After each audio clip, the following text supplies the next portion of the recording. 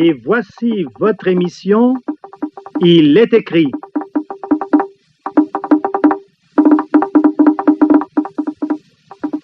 Une analyse des tendances, des faits, des événements de notre époque à la lumière des Saintes Écritures.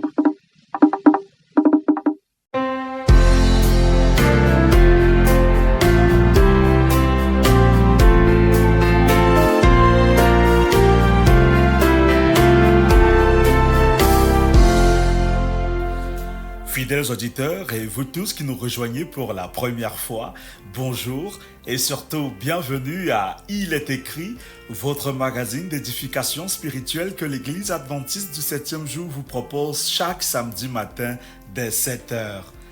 Lionel Simo contrôle la partie technique, Madeleine Sangou est bien là pour nos conseils santé, Emmanuel et Marcel Milan sont à la logistique, Clovis Suchienfopa, c'est mon nom, et ce matin, je vous propose de commencer notre programme avec cette chanson qui nous invite à louer le Seigneur.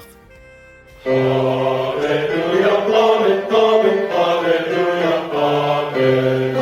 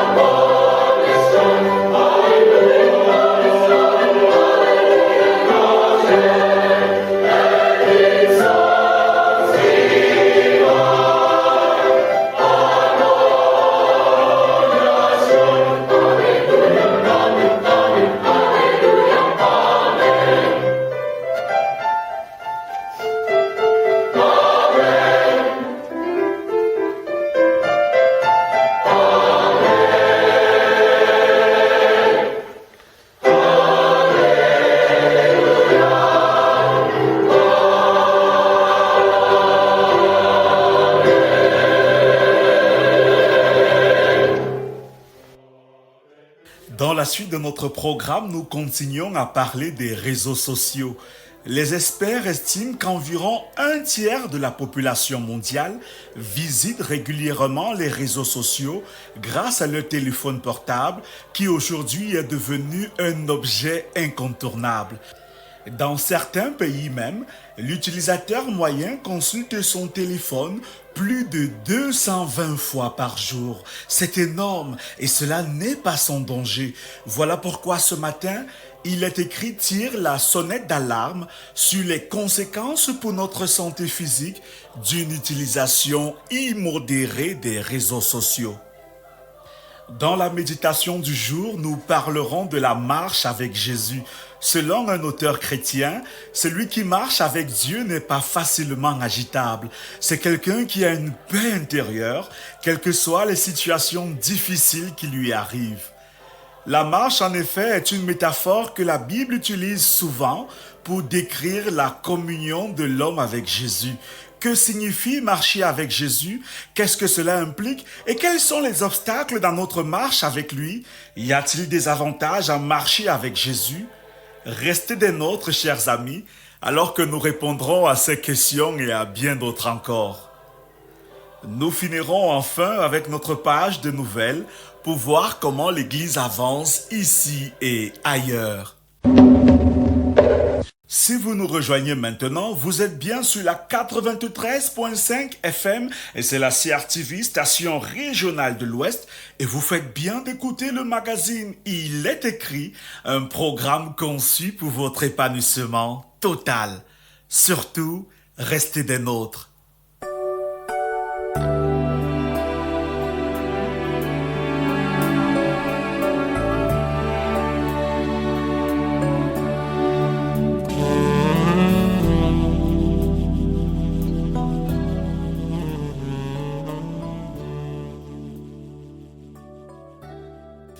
Mes chers amis, elle est bien là dans ce studio et toute souriante.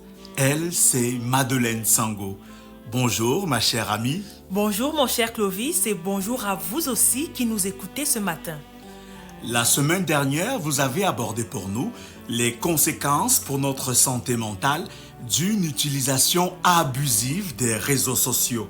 Ce matin, vous vous arrêtez sur les conséquences qu'une telle utilisation immodérée peut avoir sur notre santé physique. Effectivement, Clovis, c'est fou comme des outils apparemment inoffensifs tels que les réseaux sociaux peuvent entraîner, si nous ne faisons pas attention, de graves conséquences sur notre bien-être.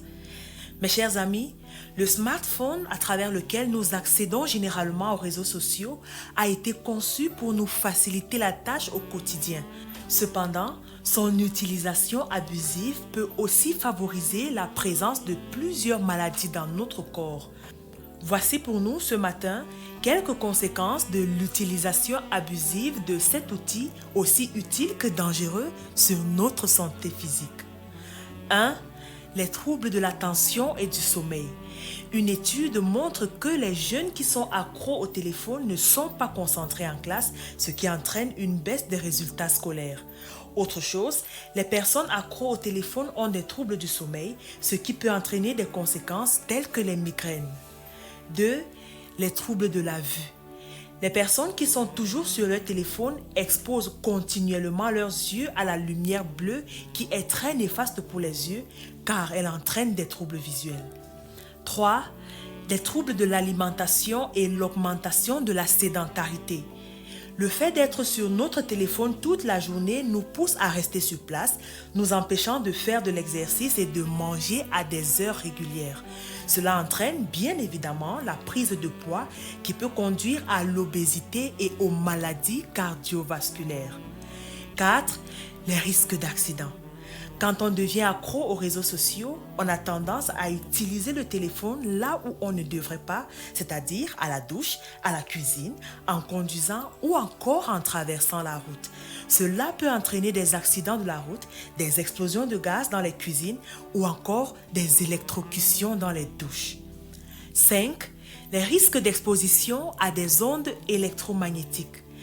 Les téléphones que nous utilisons dégagent des quantités d'ondes électromagnétiques qui peuvent entraîner des cancers dans notre corps parce que ces téléphones sont généralement collés à nos oreilles qui communiquent directement avec le cerveau. 6. Des douleurs au cou. Avez-vous déjà entendu parler du text-neck? Eh bien, c'est une douleur du cou qui est provoquée par une mauvaise position lors de l'usage de l'écran. Le fait de s'incliner trop longtemps vers un ordinateur ou un téléphone portable peut entraîner de la raideur aux épaules, de fortes douleurs au cou et même la déformation de la colonne vertébrale. Voilà, mes chers amis, nous venons de voir comment une utilisation immodérée des réseaux sociaux peut être dangereuse pour notre santé physique. Je nous invite fermement à faire attention à la façon dont nous en faisons usage afin de ne pas mettre notre santé en péril. Rappelons-nous toujours que la volonté de Dieu, c'est que nous soyons tempérants en toutes choses. D'ailleurs, la tempérance est un fruit que l'Esprit de Dieu produit en nous.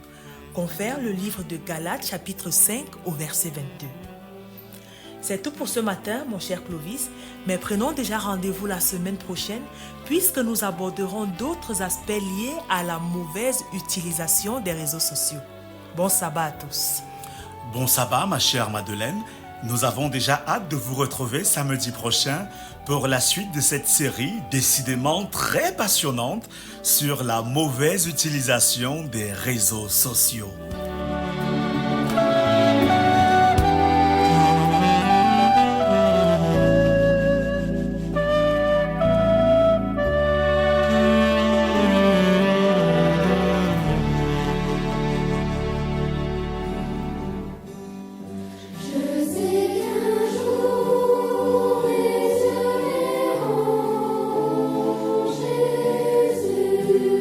Je sais qu'un jour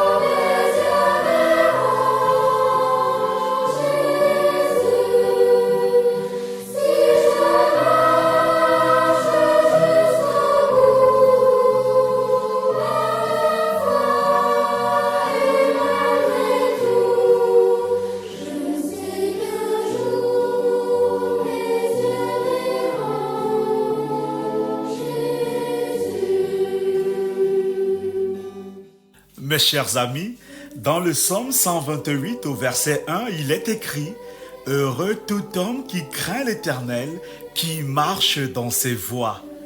Restons attentifs pour la suite.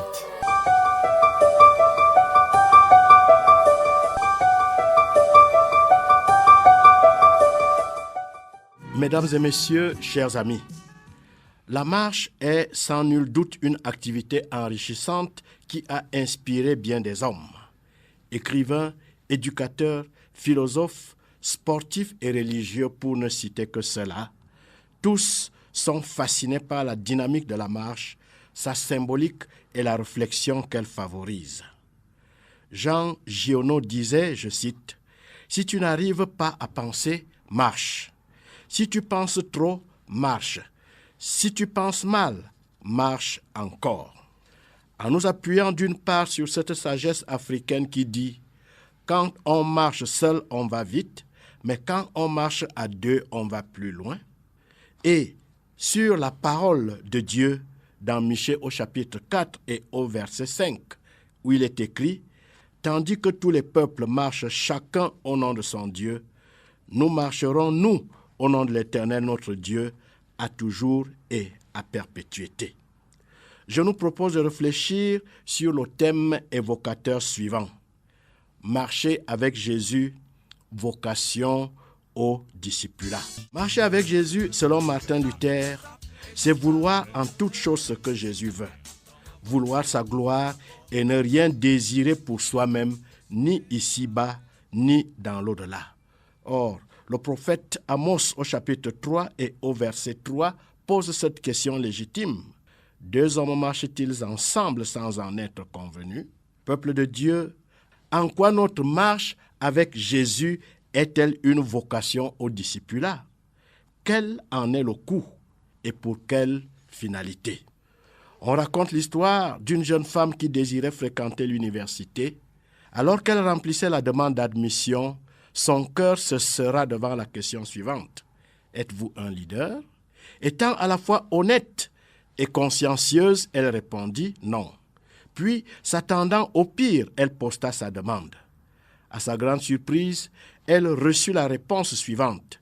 Chère candidate, l'analyse des formulaires d'admission qui nous sont parvenus nous a révélé que cette année, notre établissement accueillerait 1452 nouveaux leaders. Nous acceptons votre candidature car nous considérons qu'il est impératif que ces meneurs aient au moins un suiveur. Dans un monde abritant plus de 7 milliards d'habitants, le royaume de Dieu a besoin d'individus qui suivent le Christ. Le problème, c'est que la plupart d'entre nous, professant être des disciples de Christ, visons les postes de dirigeants, alors que notre première responsabilité en tant que chrétiens est de le suivre humblement. Avant de diriger, le disciple doit suivre le maître et apprendre de lui avec la plus grande attention. Tous ceux qui marchent sur les pas du Christ s'approcheront quotidiennement de sa divine présence. Ainsi, dans la lecture de la Bible et la prière, ils découvriront ce que signifie être un disciple et ce que l'attachement à Jésus et à sa cause réclame de leur part. Le disciple écoute et apprend. Et s'il a des façons erronées de concevoir certaines choses, alors il doit se soumettre et accepter une nouvelle interprétation de la véritable grandeur. C'est en prière que le disciple reçoit les instructions de son maître et s'engage dans un dialogue avec celui-ci. L'écrivaine américaine Ellen White nous met en garde.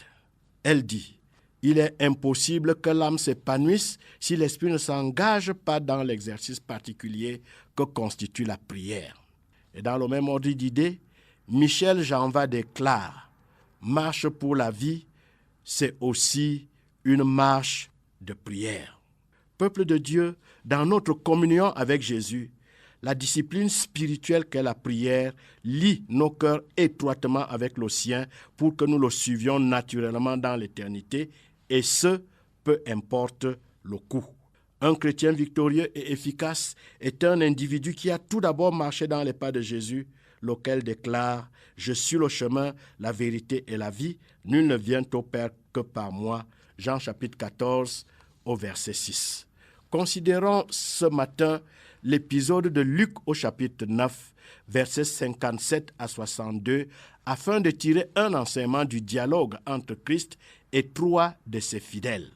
Il est écrit, « Pendant qu'ils étaient en chemin, un homme lui dit, « Seigneur, je te suivrai partout où tu iras. » Jésus lui répondit, « Les renards ont des tanières et les oiseaux du ciel ont des nids, mais le Fils de l'homme n'a pas un lieu où il puisse reposer sa tête. » Il dit à un autre, « Suis-moi. » Et il répondit, « Seigneur, permets-moi d'aller d'abord ensevelir mon Père. » Mais Jésus lui dit, « Laisse les morts ensevelir leurs morts, et toi, va annoncer le royaume de Dieu. » Un autre dit, « Je te suivrai, Seigneur, mais permets-moi d'aller d'abord prendre congé de ceux de ma maison. » Jésus lui répondit, « Quiconque met la main à la charrue et regarde en arrière n'est pas propre au royaume de Dieu. » Dans le premier cas qui se trouve au verset 57, nous sommes confrontés à un individu impulsif et irréfléchi. Il offre à Jésus de le suivre sans attendre d'être appelé. C'est la raison pour laquelle Jésus l'avertit qu'il n'a pas conscience de ce qu'il fait. Il ne semble pas comprendre ce qu'implique une vie avec Jésus. Et dans le second cas, qui est dit dans Luc au chapitre 9, verset 59, nous rencontrons un individu déchiré entre deux obligations conflictuelles. À celui-ci, Jésus lance immédiatement une invitation des plus pressantes, « Suis-moi ». Mais la réponse de cet homme indique qu'il fait face à la perte d'un être cher à ce moment précis. Pleurant, dont certainement la mort de son père, il exprime son désir de l'enterrer avant de suivre le Christ. Cette personne ressent fortement le besoin de partir avec Jésus, mais est aux prises avec d'autres responsabilités qui ont priorité. Il se trouve à un point critique dans sa vie. Devrait-il se soumettre au devoir sacré de suivre Jésus? Il sait que rien au monde, aussi important que soit-il, ne devrait s'interposer entre Christ et lui. Au verset 61, dans ce troisième cas, il est question d'un homme possédant un esprit partagé. Il exprime sa bonne volonté à suivre Jésus en répondant « Seigneur, je te suivrai partout où tu iras. » Puis il conclut en disant qu'il doit retourner vers sa famille pour leur dire au revoir.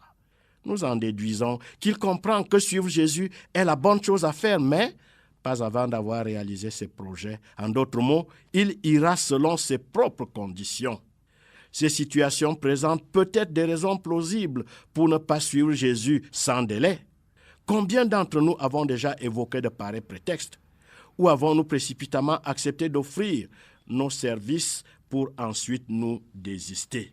Chers amis, par l'appel à être disciple, Jésus dit « Suis-moi ». Ce commandement de Jésus résonne à travers les siècles pour enfin parvenir jusqu'à nous. Y répondre est la décision la plus radicale qu'un individu puisse prendre pour sa vie. Le monde possède de nombreuses voies exigeant notre attention, notre temps, notre énergie et notre engagement. Pour certains d'entre nous, il sera question de joindre une organisation, de soutenir une cause honorable ou de suivre un courant quelconque. À travers les âges, il y a eu beaucoup de figures charismatiques ayant appelé des disciples à leur suite.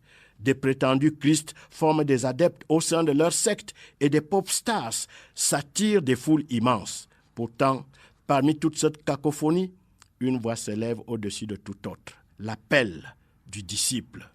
Malgré que plusieurs aient refusé l'invitation, celle-ci continue d'être lancée, telle qu'elle le fut au temps de Jésus, il y a plus de 2000 ans. Jésus continue d'inviter des hommes et des femmes à s'engager dans le chemin du disciple avec des paroles suivantes. « Suis-moi ». Cet appel au discipulat est illustré dans l'histoire de Simon-Pierre et de son frère André. « Suivez-moi et je vous ferai pêcheurs d'hommes ». Et Matthieu raconte qu'ils ont immédiatement quitté leur filet et l'ont suivi. Nous trouvons la même promptitude dans la réaction de Jacques et de son frère Jean. Eux aussi abandonnèrent leur père et leur bateau derechef et suivirent Jésus sans hésiter. L'appel du disciple ne laisse aucune place à l'indécision ou à l'hésitation. Il requiert une action immédiate. L'appel de Jésus sous-entend donc ceci. Vous êtes dignes d'être mes élèves, de devenir rabbins comme moi et, en mon nom, de poursuivre mon ministère lorsque je serai parti. Le Messie invite son peuple à entrer dans une nouvelle alliance avec lui. l'appel à la vocation des disciples vient de Dieu et non de l'homme. Christ invite hommes et femmes à se renier eux-mêmes, à prendre leur croix et à le suivre. L'invitation à le suivre en qualité de disciple est un appel à l'obéissance. Jésus appelle et nous devons tout simplement répondre à son appel. Considérons le premier cas qui était dans Luc au chapitre 9, verset 57. Le passage biblique décrit Jésus et ses disciples marchant le long d'un chemin. Ce premier individu dit « Seigneur, je te suivrai partout où tu iras ». Jésus n'avait pas invité l'homme à le suivre et pourtant, on se demande pourquoi il n'est pas emballé à la perspective qu'un individu se porte volontaire à son service. Examinons avec attention la réponse de Jésus au verset 58. Les renards ont des tanières et les oiseaux du ciel ont des nids, mais le Fils de l'homme n'a pas un lieu où il puisse reposer sa tête. Le Christ ne peut rien lui offrir qui appartienne à ce monde. Jésus comprend que l'homme s'est précipité dans sa réponse à évaluer le coût rattaché à la vocation des disciples. Le Seigneur lit le cœur de ce volontaire et sait qu'il n'est pas prêt à faire des sacrifices nécessaires. Le coût rattaché à la vocation des disciples est de tout abandonner pour une vie de privation et d'abnégation. Les statistiques nous révèlent que depuis la mort et la résurrection de Jésus, il y a plus de 2000 ans de cela, environ 43 millions de chrétiens sont devenus martyrs, car ils avaient choisi de suivre le Christ à n'importe quel prix. Encore aujourd'hui, le journal international nous relate parfois l'histoire de martyrs tués ou emprisonnés à cause de leur foi. Ceux qui croient que la vie d'un chrétien est facile et qu'elle mène à la prospérité doivent se poser des questions quant aux paroles du Christ citées plus haut. Jésus déclare que si nous voulons le suivre, nous devons mettre de côté toute pensée reliée à notre confort personnel et nous charger de notre croix quotidiennement. Le coût de vivre en disciple est un appel quotidien à porter notre croix et à suivre Jésus. Le coût de vocation de disciple est la séparation avec notre existence passée. En d'autres mots, nos priorités doivent changer pour donner la première place à l'obéissance à Christ. Martin Luther dit un jour, je cite, « Une religion qui ne requiert aucun don, aucun coût, ni aucune souffrance n'a aucune valeur. » Dans le deuxième cas, au verset 59, nous rencontrons un disciple potentiel qui reçoit l'invitation suivante. « Suis-moi ». Il est prêt à suivre le Christ, mais il a des obligations conflictuelles et répond tout d'abord qu'il doit enterrer son père. Dans le contexte de l'époque, l'enterrement avait lieu le même jour que le décès, ce qui indique un délai quant à sa vocation de disciple à cause de ses nombreuses obligations de fils et d'héritier. Et cette expression « permets-moi d'abord d'aller ensevelir mon père » fait certainement référence à l'obligation qu'un homme avait d'aider son père avec la ferme ou l'entreprise jusqu'à la mort de ce dernier. Au verset 60, Jésus répond à ses disciples de façon inhabituelle. « Laisse les morts ensevelir leurs morts, et toi, va annoncer le royaume de Dieu. » Peut-être que Jésus voulait dire que ceux qui sont morts spirituellement devraient ensevelir leurs morts. Au cas numéro 3, c'est-à-dire au verset 61, un autre individu dit vouloir suivre Jésus, mais il a un esprit partagé.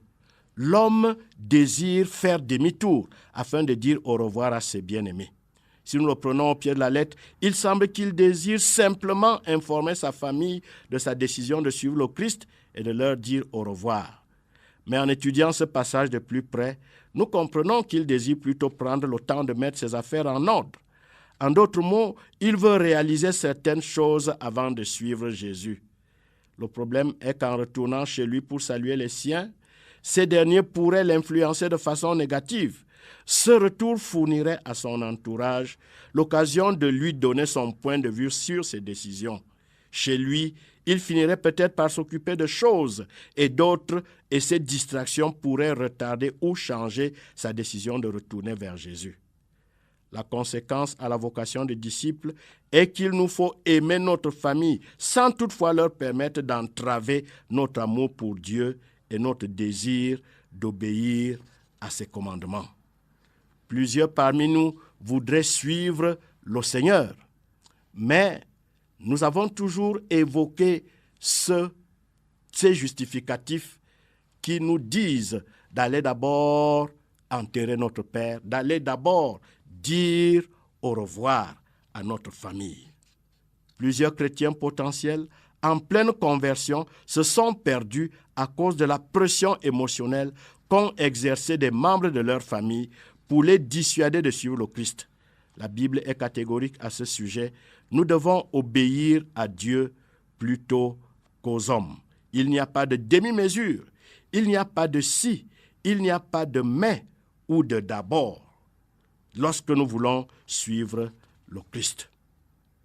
Peuple de Dieu, si nous voulons suivre le Christ, il y aura peut-être des moments où il pourrait nous arriver de regarder en arrière pour considérer avec regret des choses que nous avons entreprises et que nous considérons comme des erreurs aujourd'hui. Au sens spirituel, nous devons embrasser la vocation de disciple de tout cœur et ne jamais nous retourner. Christ nous avertit que de regarder vers le passé pourrait nous disqualifier du royaume de Dieu. Et il vous dit, souvenez-vous de la femme de Lot. Que le Seigneur nous aide aujourd'hui à le suivre et de façon décisive, car le résultat de notre indécision est le doute. Par là, nous commençons à éprouver un manque de confiance en Dieu et cela entraîne notre disqualification. Confie-toi en l'Éternel de tout ton cœur et ne t'appuie pas sur ta sagesse. Même si la souffrance et les privations ne sont pas en elles-mêmes des moyens de parvenir au salut, elles nous sont utiles pour développer une complète confiance en Jésus. Certes, la vie est remplie d'incertitudes, mais une chose est sûre, tout ce que nous accumulons à la sueur de notre front ne durera pas. C'est temporaire et sans aucune valeur pour la vie éternelle. Tout disparaîtra comme la brume s'évapore au contact du soleil levant. En revanche, voici ce que Jésus nous offre, la vie éternelle dans le ciel, ainsi que sur une terre récréée. Nous vivrons avec notre Dieu à travers les âges. C'est incomparable par rapport à ce que le monde peut nous offrir. Examinons notre vie aujourd'hui et posons-nous ces questions difficiles. Quels sont les biens matériels que je mets en premier à la place du Seigneur? Quelles relations sont plus importantes que ma relation avec Dieu? Sur qui ou sur quoi est-ce que je m'appuie pour ma sécurité et mon bien-être? Ma confiance doit être ancrée en Jésus, car il n'y a aucune autre façon pour moi d'être un disciple bien-aimé. Nous avons été bénis par une vérité éternelle et un message puissant à répandre dans un monde qui attend la bonne nouvelle. L'invitation de Jésus « Suis-moi » est encore pertinente pour chacun d'entre nous aujourd'hui. Il y a des milliards de gens avides d'entendre la bonne nouvelle.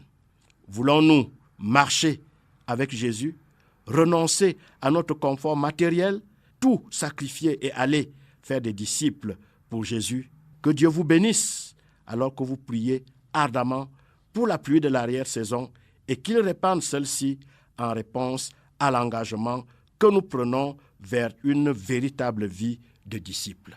Amen. Je marche avec Jésus.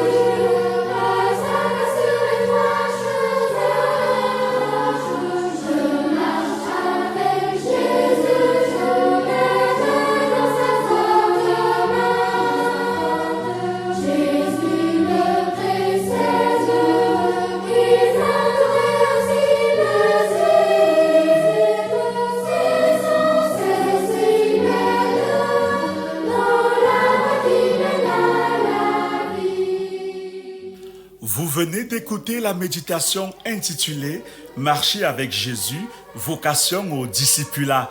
C'était une réflexion du pasteur Asembe Miyono Valère Guillaume. Chers amis, voici à présent nos nouvelles.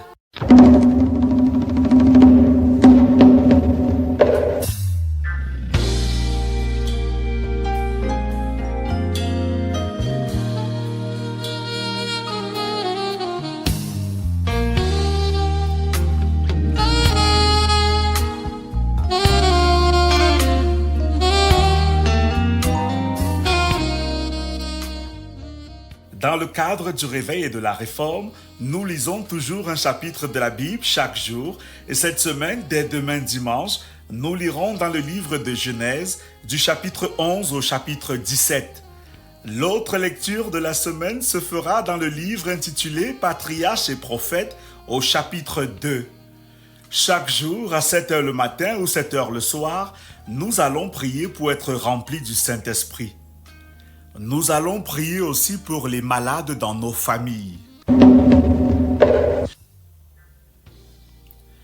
Prenons maintenant la direction de Bafoussam dans la région de l'Ouest pour signaler que depuis hier après-midi, les femmes adventistes venues des régions de l'Ouest, du Nord-Ouest et du département de Babimbi dans la région du littoral sont réunies dans la chapelle de la communauté adventiste de l'école normale dans le cadre de leur conjointe, sous le thème « Avec mon amour, j'irai servir et prêcher ». Rappelons qu'une conjointe est une occasion pour les femmes adventistes de se rapprocher de Dieu par la prière, la louange et des études sur des sujets de développement personnel. C'est aussi l'occasion de faire un bilan des activités écoulées et de se projeter vers l'avenir. Cette rencontre, qui connaît l'accompagnement de plusieurs pasteurs, est placée sous la supervision de la sœur Batanti Liberté, coordinatrice des ministères de la femme adventiste dans la Fédération des Adventistes de l'Ouest. En éducation, signalons que mardi dernier, le docteur Ngele Aristide, recteur de l'Université adventiste Kozandé, était à Tchan, précisément à l'Université de Tchan, avec ses plus proches collaborateurs, à savoir le docteur Mbopakok René Blaise, vice-recteur chargé de la recherche et de la coopération, le docteur Issa Bodombaye, vice-recteur chargé des affaires académiques, ainsi que le docteur Eyenga Paul Marius, directeur de l'Institut supérieur des sciences de la santé. Au cours d'une cérémonie présidée par le professeur Roger Tiafak Namfotso, recteur de l'Université de Tchan, et en présence du représentant du ministère de l'Enseignement supérieur, une convention a été signée entre les deux universités. Désormais, l'Université de Tchan assure la tutelle académique de l'Université adventiste Kozandé pour ce qui concerne les filières de master en sciences infirmières et de master en santé publique.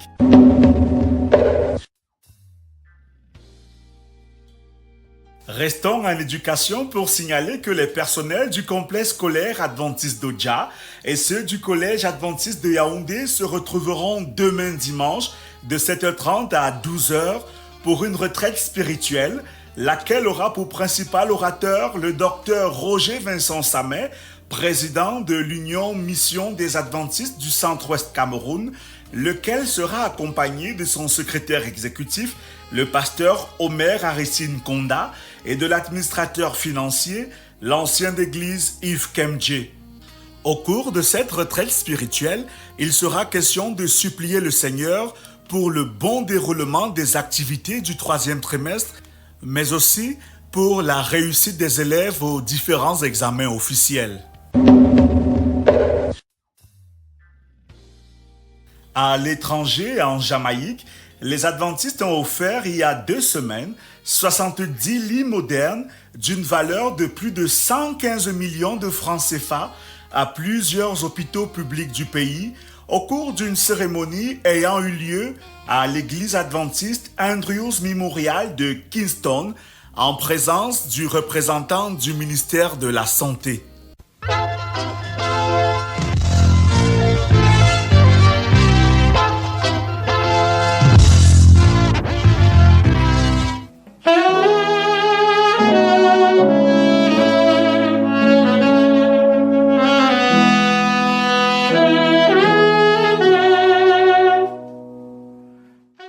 Chers amis, notre programme s'achève maintenant, mais si vous avez besoin de prières, de conseils ou d'études bibliques, contactez-nous sans hésiter au 699 85 85 69 ou au 675 42 80 95 ou enfin au 699 66 45 05.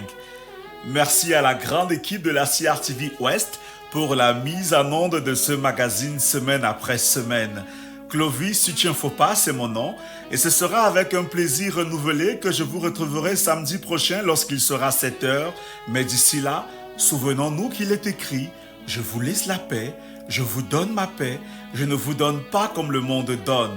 Que votre cœur ne se trouble point et ne s'alarme point. » Dieu vous bénisse. Marchons frères, bon courage de Jésus, suivons les pas, bravons les coups de l'orage, du ciel il nous tend les bras. Ne bâtissons plus sur le sable, laissons la terre et ses douleurs. Ici-bas, rien n'est durable. Espérons, vivons ailleurs. Le Seigneur nous encourage, car nous voguons vers les cieux. Aidons-nous dans le voyage par Jésus victorieux. Ne bâtissons plus sur le sable, laissons la terre et ses douleurs. Ici-bas, rien n'est durable, espérons, vivons ailleurs. Voici le port, c'est la vie qui nous attend dans les cieux. Vers Sion, vers la patrie, vole encore mon chant pieux. Au ciel est notre Père, vers lui cesseront nos douleurs. Laissons les chants de la terre, notre espérance.